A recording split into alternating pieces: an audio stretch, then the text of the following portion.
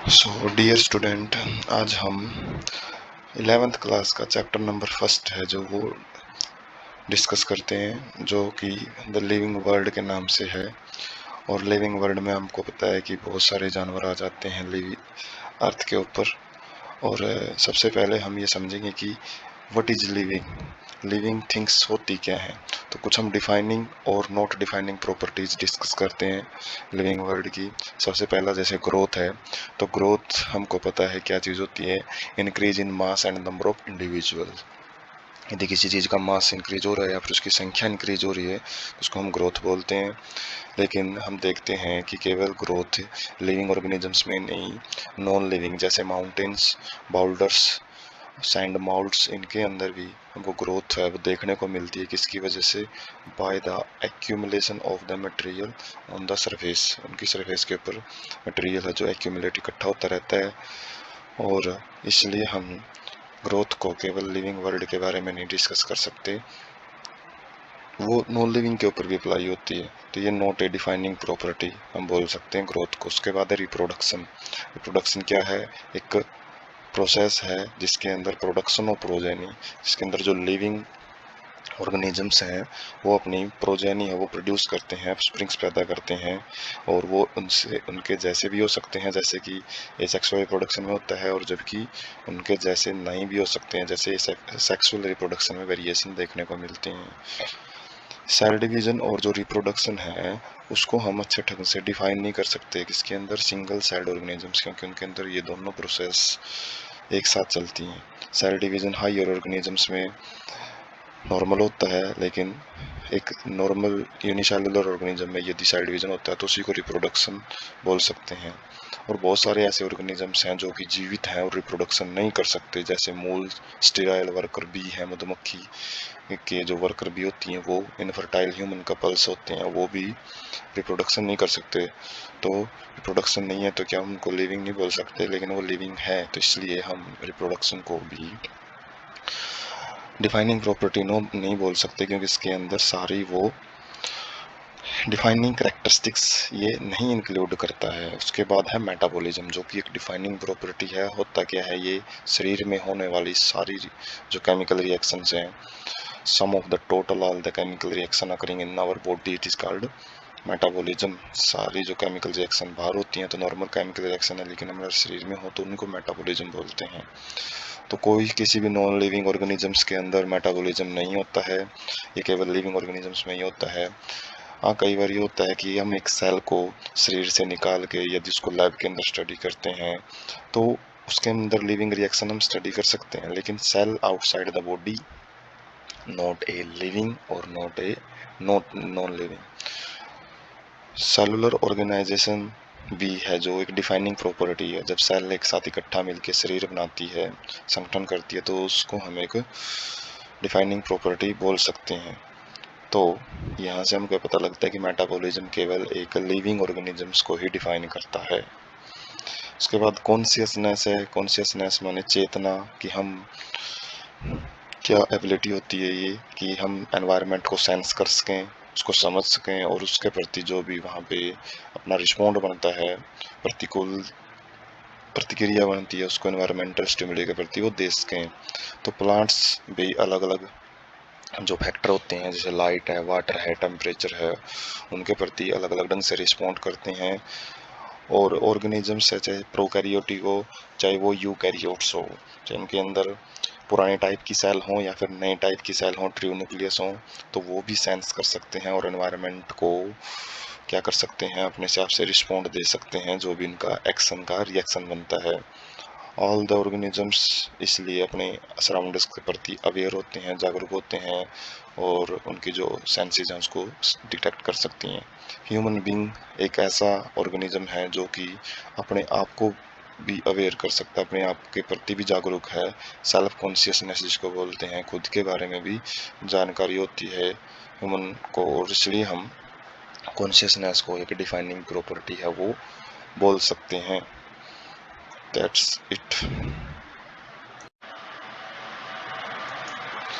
सो dear friend, अब हम discuss करते हैं कि जो लिविंग वर्ल्ड है उसके अंदर कितने प्रकार की विविधता पाई जाती है, जिसको हम बायोडाइवर्सिटी बोलते हैं। तो बायोडाइवर्सिटी मतलब जैव विविधता।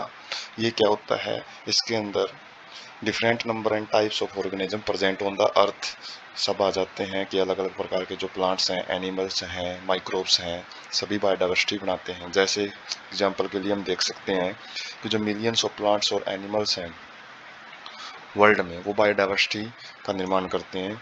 और जो लोकल नेम है, हमको पता है कितनी सारी प्रकार की जो विविधता है, तो उसके लिए यदि हर एक जीव का यदि लोकल नेम हम समझने की कोशिश करें, लेकिन वो तो एक जगह से दूसरी जगह जाते ही बदल जाता है। तो इसके लिए इस चीज़ की ज़रूरत पड़ी कि जो नेम है ऑर्गेनिजम्स के, उनको स्टैंडर्डाइज किया जा सके, जिनको जो बार बार हम चेंज ना कर सकें। तो उसके लिए एक सिस्टम बनाया गया, नोमेनक्लेचर। और नोमेनक्लेचर किसके बाद आता है? सबसे पहले हम आइडेंटिफिकेशन करते हैं, पहचान करते हैं जीवों की, उसकी मॉर्फोलॉजिकल कैरेक्टरिस्टिक्स के बेस पे कि उसकी जो सिमिलरिटी डिसिमिलरिटी है, और उस बेस पे हम उसकी पहचानने के बाद नोमेनक्लेचर करते हैं। तो नोमेनक्लेचर के लिए दो जो मेन सिस्टम है बायोलॉजी के अंदर, वो काम करते हैं इंटरनेशनल लेवल पे। तो ICBN है, international code for botanical nomenclature.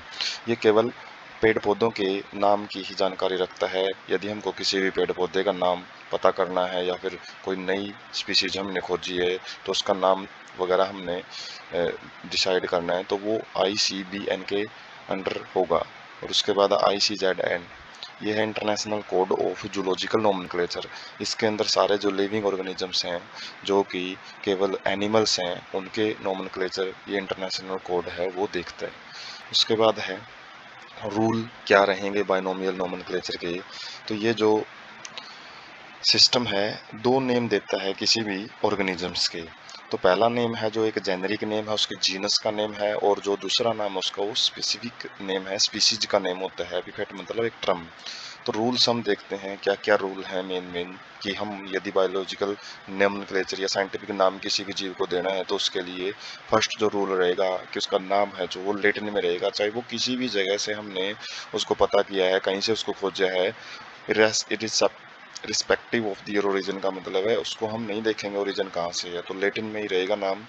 First word है वो कैपिटल लेटर से स्टार्ट किया जाएगा, जो कि उसका जीनस नेम है, जबकि जो सेकंड लेटर है वो उसके स्पेसिफिक एल्फाबेट को डिनोट करेगा, जो कि स्मॉल लेटर के साथ शुरुआत की जाएगी। जब भी हम हैंड रिटन लिखेंगे किसी भी नाम को, तो उस टाइम पे वो अंडरलाइन किया जाएगा हमेशा। और यदि हम प्रिंट करना है उसको, तो प्रिंट हमेशा वो इटैलिक लेटर में तिरछे अक्षर में हम उसको लिखेंगे स्पेशली। और कई बारी जो नाम है ऑथर का नाम, जिसने उसके बारे में नाम दिया है किसी भी पेड़ के बारे में या फिर किसी भी ऑर्गेनिज्म के बारे में, तो उसका नाम भी उसके पीछे लिख दिया जाता है। तो इसे ट्राइनोमियल नोमेनक्लेचर बन जाती है ये। तो जैसे मैग्नीफेरा इंडिका, लीनियन मतलब लिनियस के द्वारा इसको डिस्क्राइब किया गया था। मैग्नीफेरा इंडिका मैंगो का साइंटिफिक नाम है, मैग्नीफेरा इसका जीनस है, इंडिका इसका स्पीसीज है। देख सकते हो आप कि इनका जो फर्स्ट लेटर है वो क्या है, कैपिटल है मैग्नीफेरा में, और इंडिका में स्मॉल लेटर्स है। उसके बाद हम डिस्कस करते हैं taxonomy. What do you mean by taxonomy? Taxonomy एक प्रोसेस है जिसके अंदर हम ऑर्गेनिजम्स को ग्रुप करते हैं, उनके ग्रुप बनाते हैं। किस बेस इसके लिए? ताकि उनको कन्वीनियंट कैटेगराइज, उनको सुविधाजनक एक ऐसी कैटेगरी बनाया जाता है किसके बेस पे? उनके ऑब्जर्वेबल कैरेक्टर्स के बेस पे। जैसे डॉग्स अलग है, कैट्स एक अलग ग्रुप है, मैमल्स अलग ग्रुप है। इसी प्रकार से वीट है, राइस है, प्लांट्स, मैमल, एनिमल्स, ये सारे एक अलग अलग क्या है, ग्रुप्स हैं। अलग अलग सुविधाजनक इनकी कैटेगरी बना सके हैं ताकि हमको समझना, इनको पढ़ना आसान हो। टैक्सा क्या चीज़ होती है? टैक्सा साइंटिफिक टर्म होता है। जब हम इन कैटेगरीज को साइंस में बोलेंगे तो डॉग एक अलग टैक्सा है, कैट एक अलग टैक्सा है। कैटेगरी के लिए टैक्सा, एनिमल, मैमल्स, डॉग, ये क्या है, डिफरेंट डिफरेंट टैक्सा है, अलग अलग लेवल के ऊपर है। जो अर्लीस्ट क्लासिफिकेशन थी वो केवल ऑर्गेनिजम्स के यूज के ऊपर ही डिपेंड करती थी कि हम उनका यूज किस बेस पे करते हैं। लेकिन आज की जो टैक्सोनॉमी है, वो मॉडर्न जो टैक्सोनॉमी है, उसके अंदर बहुत सारे कैरेक्टर इंक्लूड हो जाते हैं। जैसे कि एक्सटर्नल और इंटरनल स्ट्रक्चर, बाहर से कैसा दिखाई देता है, इंटरनल ऑर्गन कैसे हैं शरीर के, सेल की स्ट्रक्चर कैसी है, सेल वॉल है या नहीं है, न्यूक्लियस ट्रू है या और प्रोकैरियोटिक न्यूक्लियस है, डेवलपमेंटल प्रोसेस की ऑर्गेनिज्म किस तरीके से अपनी अलग अलग लाइफ स्टेजेस में गुजरता है, इकोलॉजिकल इंफॉर्मेशन मतलब अपने वातावरण के प्रति वो किस प्रकार की अपने एक्शन की रिएक्शन देता है। तो उस बेस पे हम आज के टाइम पे ऑर्गेनिजम्स को अलग अलग कैटेगराइज करते हैं। सिस्टमैटिक्स क्या चीज़ है? सिस्टमैटिक्स जो वर्ड है वो सिस्टमा से आया है, लैटिन वर्ड है सिस्टमा। उसका मतलब क्या होता है? मतलब इसका सिस्टमैटिक अरेंजमेंट, किसी भी ऑर्गेनिजम्स को, ग्रुप ऑफ ऑर्गेनिजम्स को उनके सिस्टम के बेस पे, उनके मतलब लॉजिकल बेस पे उनको क्या करना, अरेंज करना, उसको बोलते हैं सिस्टमा। लिनियस ने सबसे पहले इस वर्ड को यूज किया था, किसके अंदर? अपने सिस्टमा नेचर एक बुक थी, पब्लिकेशन थी, उनके अंदर ये वर्ड यूज किया था। तो स्कोप क्या है सिस्टमेटिक्स के, किस किस फील्ड की जानकारी देता है? सिस्टमेटिक्स आपके आइडेंटिफिकेशन, जीवों की पहचान कराना, उनके नामकरण करवाना, क्लासिफिकेशन, उनको अलग अलग क्लासेज में रखना, उनको ग्रुप वाइज रखना, और ऑर्गेनिजम्स के इवोल्यूशनरी रिलेशनशिप पता करना कि वो इन पास्ट कहाँ से रिलेट हैं, उनके जो एंसेस्टर हैं वो कितने कॉमन हैं, कितने डिफरेंट है, उस चीज़ की जानकारी भी आपको सिस्टमेटिक्स प्रोवाइड करता है।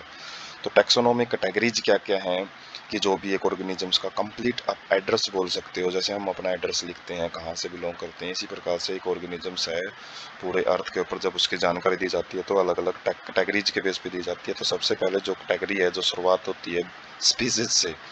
स्पीसीज क्या चीज़ होती है? किसी भी ऑर्गेनिजम्स का वो ग्रुप, इंडिविजुअल्स का वो ग्रुप जो के अंदर फंडामेंटल सिमिलरिटीज हो। काफ़ी इसकी डेफिनेशन है जो कि इंटरब्रीड कर सकें, वाइएबल ऑफस्प्रिंग पैदा कर सकें, वो भी स्पीसीज में आते हैं। और जैसे एग्जांपल है इंडिका, जैसे मैग्निफेरा इंडिका हमने पढ़ा है, टोब्रेसम और लियो, ये सारी स्पीसीज के एग्जांपल है। लियो लाइन की स्पीसीज है। और जीनस, जीनस क्या है? ग्रुप है किसका? रिलेटेड स्पीसीज का। तो जितने भी आगे हम 7 टैक्सोनॉमिक कैटेगरीज पढ़ेंगे तो एक के ग्रुप्स को अगले वाला नाम दिया जाएगा। जैसे स्पीसीज के ग्रुप को हम जीनस बोलते हैं जिसके अंदर कैरेक्टरिस्टिक्स कॉमन होते हैं, दूसरी स्पीसीज की बजाय एक जैसे स्पीसीज को हम एक जीनस में रखते हैं। जैसे मैग्निफेरा है, सोलेनम है, पैंथरा है, तो ये क्या है? जीनस है किसकी? इंडिका की। मैग्निफेरा है, सोलेनम टोब्रेसम की है, और जो लियो है उसकी जो जीनस है वो पैंथरा है। और नाम देख सकते हो आप, इटैलिक लेटर्स हैं, तो इस चीज़ का भी ध्यान रखा गया है कि इटैलिक वर्ड में हम उनको प्रिंट करें, लिखें, कंप्यूटराइज करें। तो फैमिली क्या है? फैमिली ग्रुप ऑफ जीन्स है, रिलेटेड जीन्स मतलब जिनकी कैरेक्टरिस्टिक्स सेम होती हैं, सिमिलरिटीज और डिसिमिलरिटी थोड़ी बहुत अलग अलग हो सकती हैं। तो सिमिलरिटी ज़्यादा डिफाइन करेंगे हम तो सोलनेसी है, सोलनेसी नाम देख सकते हैं आप कैसे लिखा जाता है। तो इसके अंदर सोलेनम, पेटूनिया, दतूरा, ये सारे जीनस आ जाते हैं। इसी प्रकार से फैलिडी है, फैलिडी में पैंथरा, फैलिज मतलब कैट्स, ये आ जाती हैं एनिमल्स के केस में यदि हम देखें। इसी प्रकार से ऑर्डर क्या है? ऑर्डर भी असेंबलेंस ऑफ फैमिली, फैमिलीज का एक ग्रुप है जो कुछ सिमिलर करेक्टर शो करेगा। और जैसे जैसे हम आगे बढ़ते रहेंगे सिमिलरिटीज घटती रहेंगी, ज़्यादा डिसिमिलरिटीज बढ़ती रहेंगी। एग्जाम्पल है पोलिनोमियल्स, पोलिनोमियल्स किसका आ जाता है? कोलोनोलिस और सोलनेसी। सोलनेसी हमने पढ़ा है एक फैमिली है, इसी प्रकार से एक और फैमिली होती है कोनोलोल्स, वो पोलीमोनियल्स में आ जाती है। इसी प्रकार से फैलिडी हमने ऊपर पढ़ा है, फैलिडी और कैनिडी जिसके अंदर डॉग्स आ जाते हैं, वो कार्निवोरा। कार्निवोरा मतलब मांस खाने वाले जीवों का एक ऑर्डर बनाते हैं। उसके बाद है क्लास, क्लास के अंदर रिलेटेड ऑर्डर आ जाते हैं, जैसे प्राइमेटा जिसके अंदर मंकी, गोरिल्ला, गिबन, सारे मंकी टाइप के जितने भी ऑर्गेनिज्म है वो आ जाते हैं। मैमल्स, मैमलिया के अंदर क्या आ जाते हैं? कार्निवोरा हमने पढ़ा है। और अदर ऑर्डर्स भी आ जाते हैं मैमल्स में काफ़ी सारे, और हम भी इन्हीं के अंदर आते हैं, ह्यूमंस है जो। उसके बाद है phylum, phylum group of related class in animals, animals में ही होते हैं फाइलम, फाइलम। और ये जब बहुत सारे जो क्लास हैं वो इकट्ठी हो जाती हैं तो फाइलम बनाती हैं। और जैसे कि कोरडेटा है, कोरडेटा एक फाइलम है जिसके अंदर नोटोकॉर्ड प्रेजेंट होती है। आगे के लेसन हम देखेंगे जैसे फिश, एम्फीबियन, रेप्टाइल, ये सारी क्लास हैं जो कि कोरडेटा के अंदर आती हैं। और इसी चीज़ को जब हम प्लांट में डिस्कस करते हैं तो उसी को डिवीजन बोल दिया जाता है। फाइलम को, फाइलम वर्ड केवल एनिमल्स क्लासिफिकेशन में यूज किया जाता है, प्लांट में हम डिवीजन वर्ड यूज करते हैं। किंगडम क्या है? किंगडम में सारे टाइप के, एक जैसे टाइप के जीव एक किंगडम में आ जाते हैं। जैसे सारे एनिमल्स हम एनिमल किंगडम में है, प्लांट किंगडम में। तो ये हाईएस्ट कैटेगरी है, स्मॉलेस्ट कैटेगरी स्पीसीज होती है। और जैसे किंगडम एनिमल या किंगडम प्लांट, तो हम एक पिक्चर से भी समझ सकते हैं। जैसे स्पीसीज से शुरुआत होती है, स्पीसीज जीनस बनाती हैं, genus family, family order, order class, class phylum, phylum kingdom, और आज के टाइम पे तो डोमेन और लाइफ, इनके जो बड़े लेवल बनाए गए हैं वो भी इनके अंदर इंक्लूड किए जाते हैं, लेकिन हमको तो स्पीसीज टू किंगडम ही याद रखना है। तो ऑर्गेनिजम्स हैं, उनके टैक्सोनॉमी कैटेगरी में हम एक पिक्चर से समझ सकते हैं। जैसे कि मैन है, मैन का बायोलॉजिकल नेम होमो सैपियंस है, जीनस होमो है, फैमिली होमिनिडी है उसकी, Hominidae family, order Primata, class Mammalia है, और डिवीजन नहीं बोलेंगे, फाइलम उसका कॉर्डेट है। इसमें कुछ एग्जांपल हम याद रख सकते हैं एग्जाम पॉइंट ऑफ व्यू से। हाउस फ्लाई है, जैसे मस्का डोमेस्टिका बोलते हैं उसको, जीनस उसका मस्का है, फैमिली मस्केडी है, ए ई लगता है फैमिली में, जबकि ऑर्डर है डिप्टेरा, क्लास इसके इंसेक्टा और आर्थ्रोपोडा फाइलम। तो ये ऊपर वाले जो एनिमल किंगडम के हमने एग्जांपल पढ़े हैं, इसी प्रकार से नीचे प्लांट किंगडम के हम मैंगो मैग्निफेरा इंडिका है, मैग्निफेरा इसका जीनस है, स्पीसीज इसकी इंडिका है, और फैमिली इसकी क्या है, अना कैरिडिएसी, और स्नैपडेल्स इसकी ऑर्डर हैं, और डाइकोटिलिडन इसकी क्लास, और डिवीजन एंजियोस्पर्मी। ट्रिटिकम एस्टाइवम जो व्हीट गेहूं है उसका साइंटिफिक नेम है ट्रिटिकम, उसकी जीनस एस्टाइवम की स्पीसीज, फैमिली पोएसी, और ऑर्डर पोएल्स है। तो मोनोकोटिलिडन में आता है ये, एक सिंगल कोटिलिडन पाई जाती है, और एंजियोस्पर्म्स के अंदर आता है ये भी। तो ये क्या है हमारा प्लांट किंगडम के अंदर से।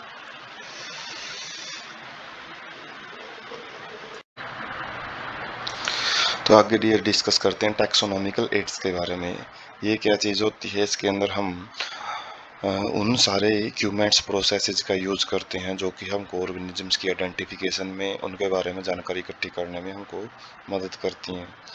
तो आइडेंटिफिकेशन यदि हम किसी जीवी की करनी है तो उसके लिए बहुत सारा लेबोरेटरी एक्सपेरिमेंटल नॉलेज की ज़रूरत पड़ेगी, और फील्ड स्टडी डाटा हमने ढूंढ ढूंढ के इकट्ठा करना पड़ेगा। और हम इसके अंदर एक्चुअल स्पेसिमेन है जो प्लांट के, एनिमल के, वो इकट्ठा करते हैं। स्पेसिमेन आप एक समझ सकते हो कि उसका एक मिनिएचर रूप, जिससे हम कंप्लीट प्लांट के बारे में जानकारी रख सकें।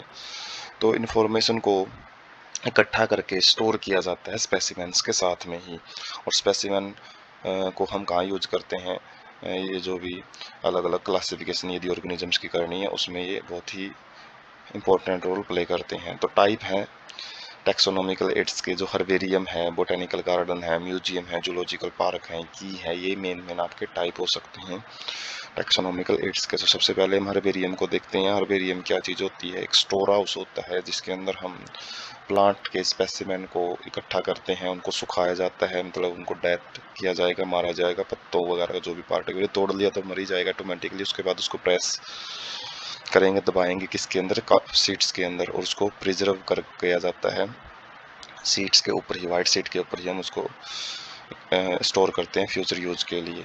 और उसके ऊपर क्या होते हैं, लेबल कैरी किया होता है। वो लेबल का मतलब जैसे हम अलग अलग कंटेनर मार्केट से खरीदते हैं तो सारा इन्फॉर्मेशन होता है, इसी प्रकार से हर्बेरियम के पास भी उसकी डेट, जो भी सीट है, मतलब जो भी हमने स्पेसिमेन इकट्ठा किया उसकी डेट क्या है, उसको किस जगह से कलेक्ट किया है, उसका इंग्लिश नाम, उसका लोकल नाम, उसका बोटेनिकल नाम क्या है वो लिखा जाता है, फैमिली क्या है उसकी। और जब हम ग्रुप में कर रहे हैं कलेक्शन स्पेसिमेंस की, तो कलेक्टर का नेम भी है, वो भी उसके ऊपर डिनोट किया जाता है। तो यूज कहाँ पे करते हैं, यूज किया जाता है इसको क्विक रेफरल सिस्टम के अंदर। क्विक रेफरल सिस्टम है, मतलब यदि किसी प्लांट को देखते ही हमने पहचानना है तो उसको हर्बेरियम में देख के हम पहचान सकते हैं। जैसे कि आप देख सकते हो इसमें, जो कि एक एग्जांपल है, रियल पिक्चर है हर्बेरियम सीट की, जिसके ऊपर अलग अलग हमने प्लांट्स को रखा है। उसके बाद उनके नीचे उनके बारे में थोड़ा बहुत हम डिस्कस कर सकते हैं। वैसे अलग अलग प्लांट के बारे में अलग अलग सीट पे भी हम लेबलिंग कर सकते हैं। उसके बाद है बोटेनिकल गार्डन। बोटेनिकल गार्डन क्या चीज़ होती है, इसके अंदर हम लिविंग प्लांट्स को रखा जाता है, स्पेशल गार्डन बनाए जाते हैं ये। और किसके लिए, आइडेंटिफिकेशन पर्पज के लिए। पर्पज वही है कि प्लांट्स को देख के हम उसके बारे में नॉलेज बढ़े, और प्रत्येक प्लांट के ऊपर उसका बोटेनिकल नाम और उसकी फैमिली लिखी होती है। जब भी आप बड़े कॉलेज यूनिवर्सिटीज़ में जाते हो, दिल्ली यूनिवर्सिटी जैसे टाइप में, तो वहाँ पे आपको कॉलेज जहाँ भी जाते हो तो वहाँ पे ये चीज़ देखने को मिलती है। वहाँ पे प्लांट्स हैं, जो प्लांट्स के ऊपर एक लेबल क्या मिलेगा, प्लेट लगी मिलेगी, उसके ऊपर उसका नाम है, साइंटिफिक नाम आपको जरूर लिखा मिलता है। और कुछ एग्जाम्पल है, जैसे क्यू के अंदर है एक बोटेनिकल गार्डन जो बड़ा फेमस है, इंग्लैंड के अंदर है। इंडिया में है, जैसे इंडियन बोटेनिकल गार्डन है हावड़ा इंडिया के अंदर, जहाँ पे सबसे बड़ा बरगद का पेड़ पाया जाता है, 4.5 एकड़ में फैला हुआ है वो। और लखनऊ के अंदर एक नेशनल बोटेनिकल रिसर्च इंस्टीट्यूट है, वहाँ पे भी एक बोटेनिकल गार्डन है। और बोटेनिकल गार्डन को आप देख सकते हो, एक एस टाइप से सीनरियो होता है, स्पेशल प्लांट्स ही रखे जाते हैं और अलग अलग टाइप के प्लांट जो कि हमारे लोकलिटी में नहीं मिले तो बाहर से भी हम उनको लेके आके उगाते हैं। उसके बाद है म्यूजियम। म्यूजियम क्या है, जिसके अंदर हम पुरानी चीज़ों को स्टोर करके रखते हैं। तो कलेक्शन किया जाता है इसके अंदर, प्रिजर्व्ड प्लांट को सुरक्षित रखा जाता है, एनिमल स्पेसिमेन को भी हम सुरक्षित रखते हैं। किसके लिए? स्टडी और रेफरेंस के लिए। रेफरेंस मतलब किसी के संदर्भ में हम उसको यूज करते हैं रिलेट करके। स्पेसिमेंस को प्रिजर्व किया जाता है कंटेनर्स में, बर्तन होते हैं, छोटे बर्तन होते हैं, छोटे जीवों के लिए, बड़े बर्तनों में बड़े जीवों को रखा जाता है। बड़े कंटेनर होते हैं, प्रिजर्वेटिव सॉल्यूशन जैसे फॉर्मलिन के अंदर उनको रखा जाता है ताकि वो खराब ना हो, फ्यूचर पर्पज में यूज किया जा सके। और उनको ड्राई स्पेसिमेन के रूप में भी बहुत बार हम यूज करते हैं, किसी फॉर्मेलिन वगैरह में डालने की ज़रूरत नहीं है। उनको स्टफ्ड किया जाता है, जैसे कि जो इंसेक्ट हैं, इंसेक्ट को हम इंसेक्ट बॉक्स बनाए जाते हैं और इंसेक्ट बॉक्स में उनको कलेक्ट किया जाता है। जैसे इंसेक्ट को हम पहले कलेक्ट करेंगे, उसको मारेंगे, उसके बाद उनको पिन करके उनके अंदर चिपका दिया जाता है। जो बड़े एनिमल्स हैं, बर्ड्स हैं, मैमल्स हैं, उनको हम ऐसे ड्राई स्पेसिमेन के रूप में ही स्टोर करते हैं। उनको स्टफ्ड किया जाता है बॉइलिंग वाटर में, उनकी मॉइस्चर वगैरह वो हटाया जाता है और स्टीम से स्टफिंग की जाती है और उनको प्रिजर्व किया जाता है। और म्यूजियम के अंदर भाई स्केल्टन भी होते हैं, जैसे हम देखते हैं डायनासोर वगैरह के स्केल्टन भी आपको वहाँ पे देखने को मिल सकते हैं। तो ये म्यूजियम का एक पिक है जिसके अंदर आप जीवों को देख सकते हो, कुछ ड्राई रखे हुए हैं, ज़्यादातर ड्राई मॉडल्स ही कुछ में देखने को मिल रहे होंगे जो शीशे में रखे हुए हैं। तो बिल्कुल साफ सफाई का ध्यान रखा जाता है क्योंकि लंबे टाइम तक हम इनको यूज करना होता है। उसके बाद जूलॉजिकल पार्क, जिसको आप जू भी बोलते हो, चिड़ियाघर। और ये वो जगह होते हैं जहाँ पे वाइल्ड एनिमल्स को रखा जाता है प्रोटेक्टेड एनवायरनमेंट में, अंडर ह्यूमन केयर। वहाँ पे लोग जो जो जू के अंदर जो लोग जिनकी ड्यूटी है, तो वो उनको उनकी संभाल करते हैं, उनको खाना वगैरह टाइम पे देते हैं और एनिमल्स को वही कंडीशन देने की कोशिश की जाती है जो कि उनके नेचुरल हैबिटेट से मिलती जुलती हो। और किसके लिए हम यूज करते हैं, ज़्यादातर बच्चे यहाँ पे जाना बहुत ज़्यादा पसंद करते हैं, तो हम वहाँ पे उनकी फूड हैबिट्स और उनका बिहेवियर, ऑर्गेनिज्म किस तरीके से बिहेव करते हैं, कौन सा खाना खाते हैं, डेली रूटीन एक्टिविटी क्या रहती है, तो वो चीज़ हम उनकी वहाँ पे ऑब्जर्व कर सकते हैं। तो ये जू का आप पिक देख सकते हो, गए भी होगे, अलग अलग जू हैं जो। और ये भी एक ही प्रकार का जू है, नाम आप इस पे पढ़ सकते हो। और उसके बाद है की क्या चीज़ होती है भाई, की आइडेंटिफिकेशन के लिए यूज की जाती है प्लांट्स और एनिमल्स में। किसके ऊपर बेस्ड होती है? सिमिलरिटी और डिसिमिलरिटी के ऊपर। तो की के अंदर दो मतलब अपोजिट कैरेक्टर्स पेयर में होते हैं और उस पेयर को कपलेट बोला जाता है। भाई एक चीज़ है या नहीं है, तो वो जैसे विंग्स हैं, विंग्स नहीं है, तो इस प्रकार से विंग एक कैरेक्टर है, कॉन्ट्रास्टिंग कैरेक्टर, तो उसको कपलेट बोला जाता है जो उसका पेयर में हम यूज करेंगे। प्रत्येक जो स्टेटमेंट है उसको लेड बोला जाता है। और सेपरेट टैक्सोनॉमी की यूज की जाती हैं, अलग अलग फैमिली, अलग अलग जीनस, अलग अलग स्पीशीज के लिए एक सेपरेट की होती हैं। की मतलब एक टाइप की बुक आप समझ सकते हो जिसके अंदर डिटेल होती है। और ये एनालिटिकल पर्पज के लिए यूज की जाती है, एनालिटिकल मतलब निरीक्षण के लिए यूज की जाती हैं।